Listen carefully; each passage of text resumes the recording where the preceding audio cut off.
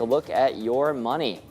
On Tuesday, the Conference Board released its monthly Consumer Confidence Index for May, and last month, the Conference Board reported a slight increase in consumer confidence after having declined for 3 consecutive months.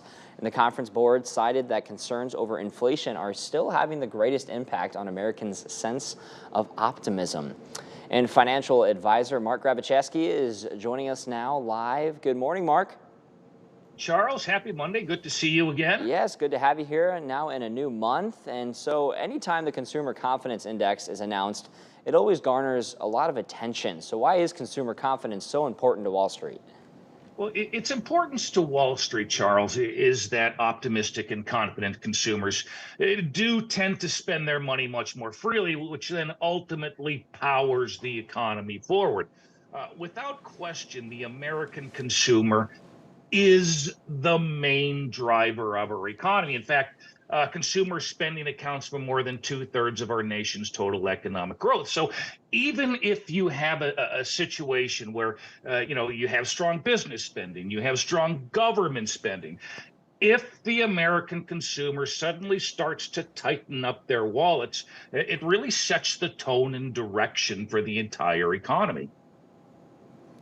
Well, perfect. So, and when you take a closer look at these, the latest Consumer Confidence Index that was just released, what are your thoughts on the state of consumer confidence, Mark? The Consumer Confidence Index has a benchmark of 100, Charles. So any level above 100 indicates an optimism by consumers on jobs, on income, on the economy. Below 100, however, conveys pessimism. Now, for a little bit of perspective here, the all-time record low for the Consumer Confidence Index is 25, if you can believe that, set back in February of 2009 during the global financial crisis and subprime mortgage crisis. The all-time record high, though, was reported at 144 in May of 2000. Now, to your point, last month, the index jumped from 97.5 up to 102. So the consumer confidence index conveys that the American consumer went from slightly pessimistic to slightly optimistic.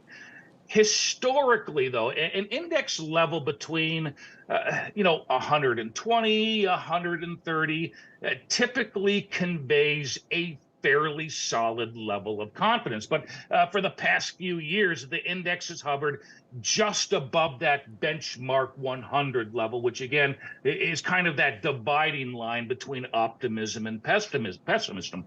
And the Conference Board reinforced in its latest report, inflation is acting as the biggest weight on the minds and psyche of the American consumer.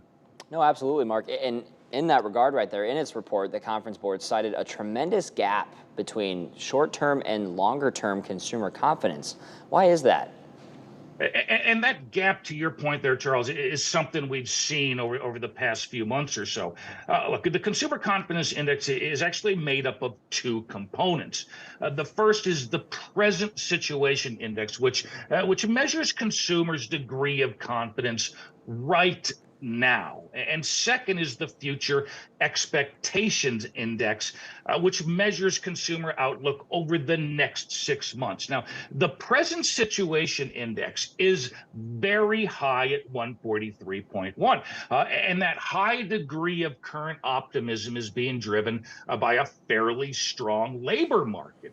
Job stability has the greatest impact on family finances.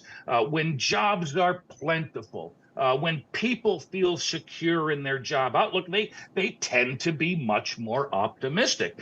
Conversely, the Future Expectations Index is very low at just 74.6. And this more pessimistic future outlook is primarily from those lingering concerns of the U.S. economy potentially dipping back into a recession. All righty. Well, Mark, thank you very much for your time this morning. We will see you next Monday. Great to see you again, Charles. Enjoy the rest of your week. Yes, you too. All righty. Now we'll look at what's coming up.